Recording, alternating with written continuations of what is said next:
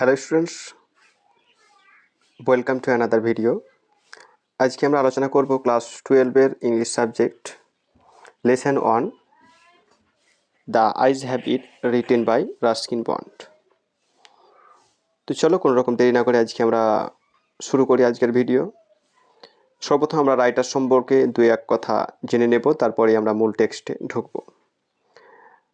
আর আজকে আমরা এই টেক্সট পড়ব, তার লাইন বাই লাইন প্রত্যেকটা শব্দ ধরে ধরে তার বাংলা মানে বা বাংলা অর্থ বোঝার চেষ্টা করব এবং টেক্সটের মধ্যে যে ক্রিটিক্যাল বিষয়গুলি রয়েছে সেগুলো আমরা বোঝার চেষ্টা করব।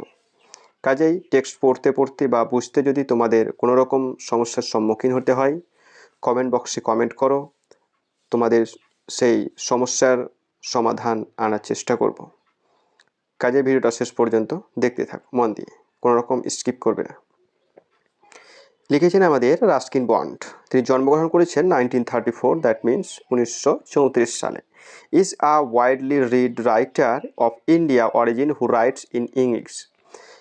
যিনি একজন বিখ্যাত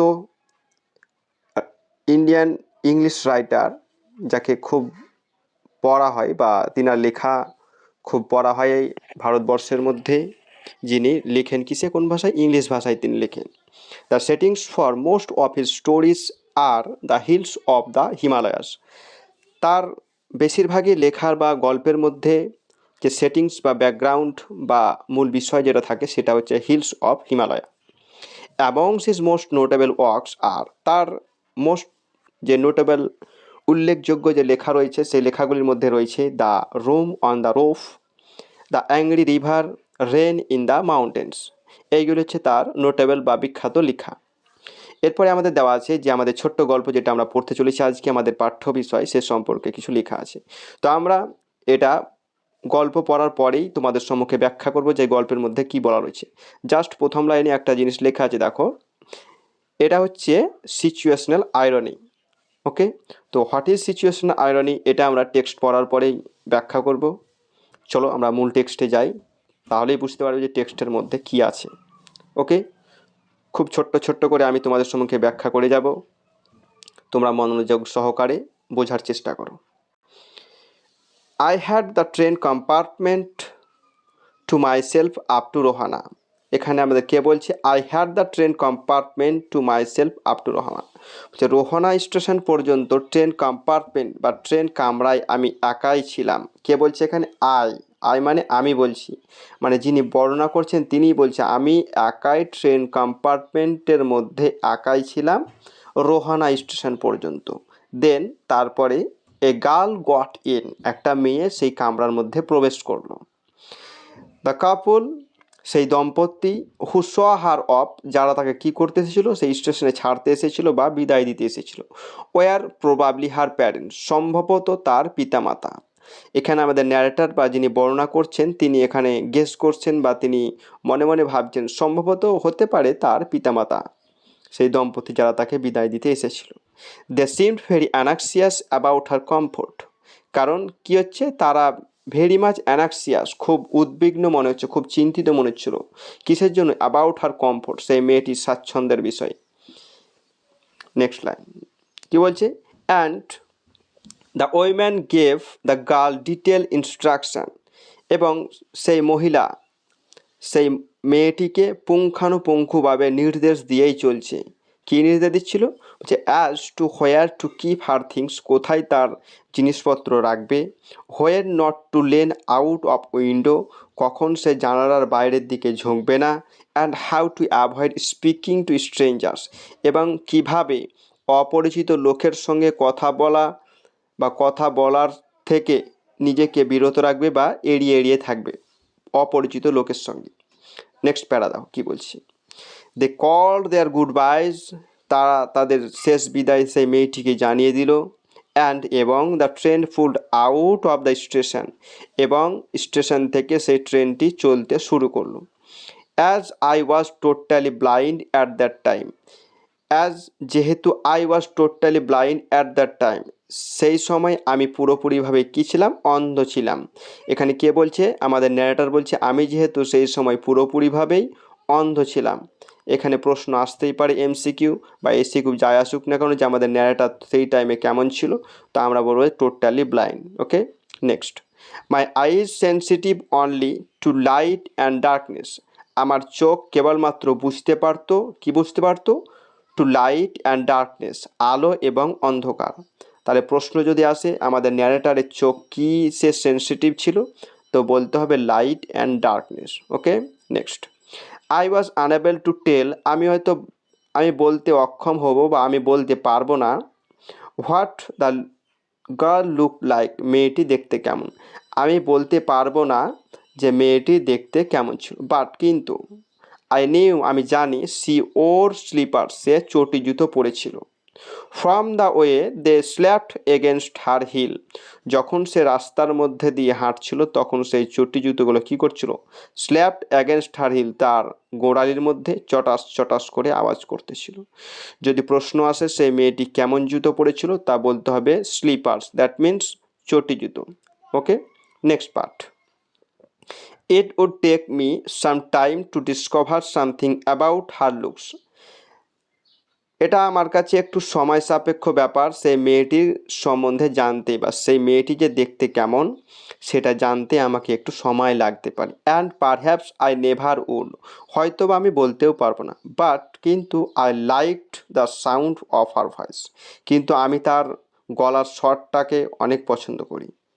অ্যান্ড এবং even the sound of her sleepers, এবং তার যে চটি জুতোর যে শব্দ, চটাস চটাস শব্দ, সেটাকেও আমার অনেক ভালো লাগে, সেটাকেও আমার অনেক পছন্দ হয়েছে।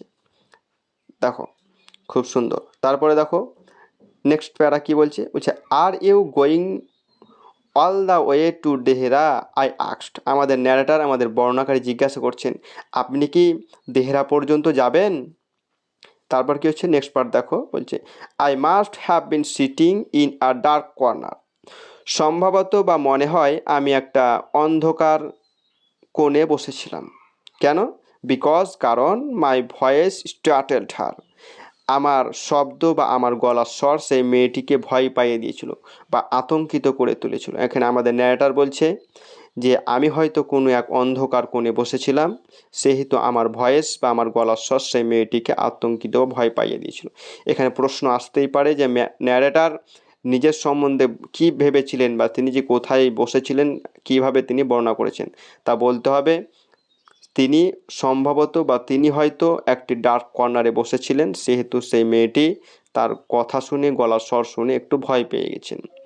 C gave a little exclamation and said, সে একটি ছোট্ট করে কথা বললো বা আবেগ তো নয়, এখানে হ্যাঁ সূচক একটা শব্দ বললো। কি বলছে? I didn't know any else was hair, আমি তো জানতাম না যে এখানে কেউ আছে। সে মেয়েটি বলছে একটা ছোট্ট একটা এক্সক্লামেশন মার্কস দিয়ে বলছে I didn't know any else was hair, এখানে যে কেউ আছে আমি সেটা জানতাম না। তারপর আর কি বলছে দেখো, ওয়েল, ভালো। ইট offence happens that people with good eyesight fail to see what is right in the front of them. Well, ভালো।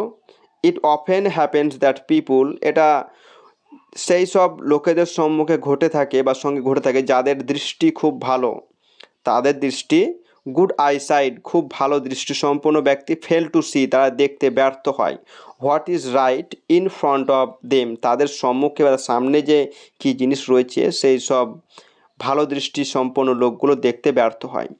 দে have too much to take in, I suppose, আমার মনে হয় যে তারা অনেক কিছু দেখার চেষ্টা করে। Whereas people who can't see or see very little have to take in only the essential,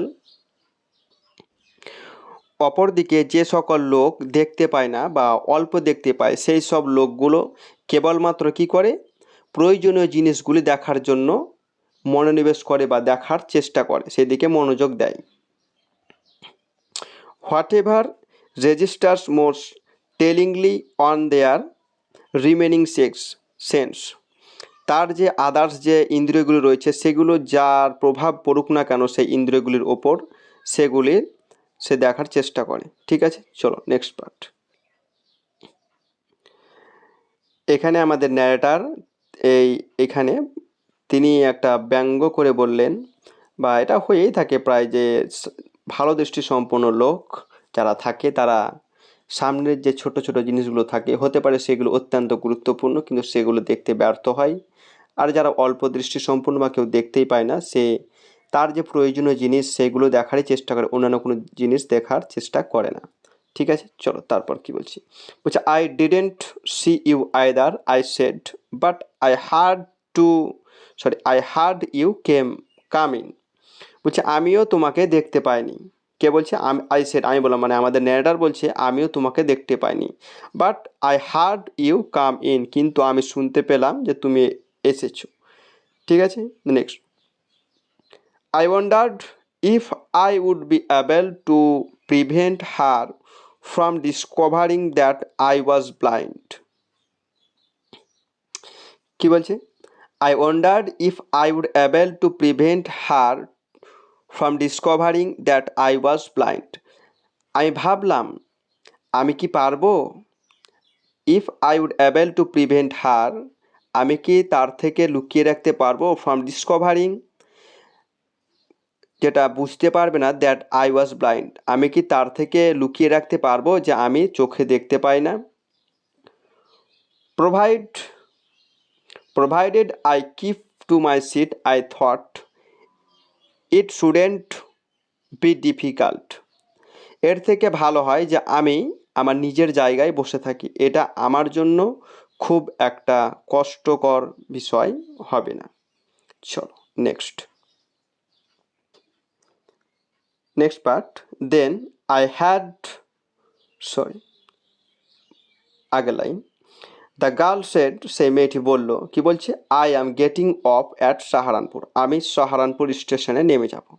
তাহলে প্রশ্ন আসতেই পারে যে মেয়েটি কোন স্টেশনে নামেছিল, তাহলে বলতে হবে অ্যাট সাহারানপুর স্টেশন। সাহারানপুর স্টেশনের সেই মেয়েটি সেই ট্রেন থেকে নেমেছিল।